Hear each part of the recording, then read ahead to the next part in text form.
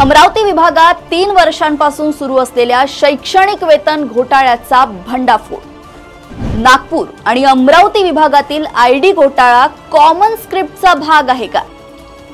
शासन मान्यता नसतानाही 200हून अधिक बोगस प्रयोगशाळा सहाय्यकांना कोट्यवधींचे वेतन। प्रयोगशाळा सहाय्यक भरती घोटाळ्यात रत्नागिरीहून आलेल्या अधिकाऱ्यांचा संशयास्पद रोल। नमस्कार, देशोन्नतीमध्ये मी ऐश्वर्या शिंदे आपलं स्वागत करते। अमरावती विभागात 5ही जिल्ह्यात 200 पेक्षा अधिक कनिष्ठ महाविद्यालयांमध्ये शासन मान्यता नसताना प्रयोगशाळा सहाय्यक पदावर बोगस भरती करण्यात आली आहे। विशेष म्हणजे मागील 3 वर्षांपासून या अनधिकृत प्रयोगशाळा सहाय्यकांच्या पगारावर शासनाच्या तिजोरीतून कोट्यवधी रुपये उधळण्यात आले आहेत। अमरावती, अकोला, बुलढाणा, वाशिम आणि यवतमाळ जिल्ह्यात झालेल्या या घोटाळ्यासंदर्भात माहिती अधिकारात संपूर्ण प्रकरण उजेडात आणणारे अचलपूर येथील सामाजिक कार्यकर्ते राहुल कडू यांनी ही माहिती समोर आणली आहे। अमरावती विभागात एकही कनिष्ठ महाविद्यालयात प्रयोगशाळा सहाय्यक या पदाला शासनाची मान्यताच नाहीये।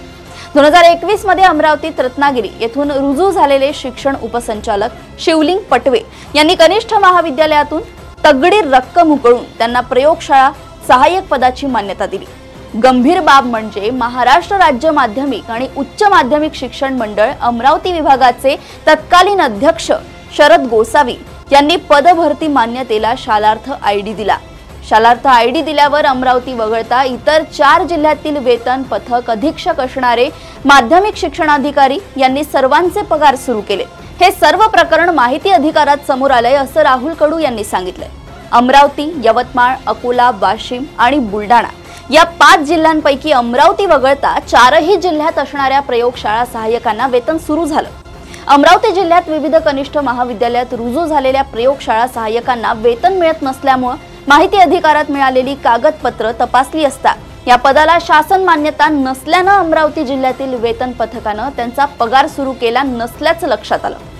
असं असताना अकोला, यवतमाळ, वाशिम आणि बुलढाणा येथील वेतन पथकाने कुठलाही आक्षेप न घेता आपल्या जिल्ह्यात प्रयोगशाळा सहाय्यकांचं वेतन सुरू कसं केलं असा प्रश्न पडला आणि त्यातून हा घोटाळा समोर आला असं राहुल कडू यांनी म्हटलंय।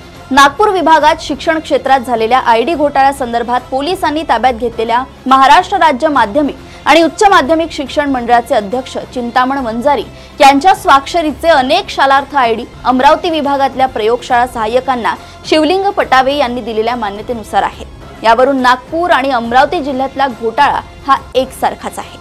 शिवलिंग पटवे हा अधिकारीच या घोटाळ्याचा मास्टरमाइंड आहे हे हाती लागलेल्या सर्व कागदपत्रांवरून स्पष्ट होते असंही राहुल कडू यांनी सांगितलंय। अमरावती शिक्षण उपसंचालकांचं पद हे 2021 मध्ये रिक्त असताना या कार्यालयाच्या समकक्ष असणाऱ्या लगतच्या कार्यालयातील अधिकाऱ्याला अतिरिक्त पदभार देणं अपेक्षित होतं।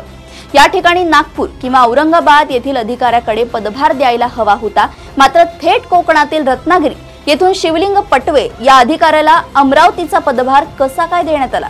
शिवलिंग पटवे यांना इथं हा घोटाळा करण्यासाठी पूर्ण जबाबदारी दिली गेली का असा प्रश्न देखील राहुल कडू यांनी उपस्थित केला। या प्रकरणात शिक्षण विभागातील अधिकारी काहीही बोलायला तयार नाही। असं असलं तरी प्रयोगशाळा सहाय्यकांना अनधिकृतपणे मागील 3 ते 4 वर्षांपासून कोट्यवधी रुपयांचे वेतन अदा होत असल्याबाबत अकोला, वाशिम, यवतमाळ आणि बुलढाणा या जिल्ह्यातील माध्यमिक शिक्षण अधिकाऱ्यांना चौकशी करण्याचे आदेश शिक्षण उपसंचालक निलिमा टाके यांनी 6 मे 2025 रोजी दिले आहेत। या चौकशी अहवालाची प्रतीक्षा आता शिक्षण क्षेत्रातील सर्वांनाच लागली आहे।